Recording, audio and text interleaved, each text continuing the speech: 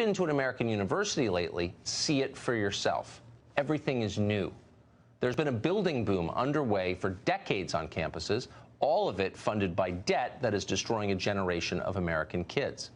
100 schools now have endowments of over $1 billion. They are hedge funds with schools attached. What have colleges done with this money? Well, they've hired massive staffs of like-minded people, for one thing. From 1987 to 2012, the number of administrators on college campuses more than doubled. That's far bigger than the increase of actual students going to college. College administrators routinely make six-figure salaries. What exactly do they do for that money? Not a single thing that makes this a better country.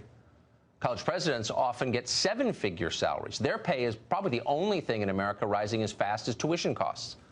Academic publishers are getting rich from all of this, too, from the debt boom.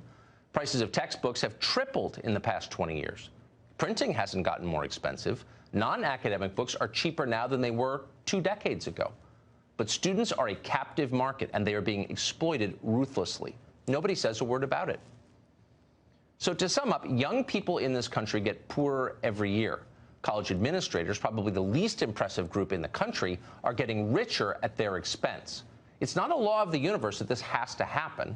It's a product of policy and of the incentives our society has created over time. Right now, the federal government allows young people to take out an almost unlimited amount in student loans. Colleges know this, of course, and they hike their tuition to capture as much of that money as they can. Young people have little choice but to go along with it. Colleges control access to the credentials that we're all convinced are necessary, mandatory, to achieve success in the modern economy. It's a racket.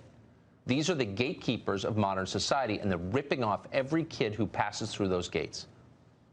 What's the solution? Well, here's one. Have colleges co-sign the loans. And why shouldn't they? If you and I enter into a partnership in business and we succeed, we share the rewards.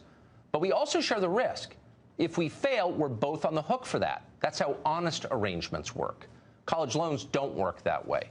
Colleges get rich no matter what happens to the kids. Kids are on their own. If students get a degree and a decent job and repay their loans, that's great. But if they drop out of college or their degrees turn out to be worthless, as so many are, and they can't repay what they have borrowed, so what? The college doesn't care. They've got no stake in the outcome. Colleges get all of the benefit and none of the risk. That is the definition of a scam. It's amazing it could even be legal. It should not be legal.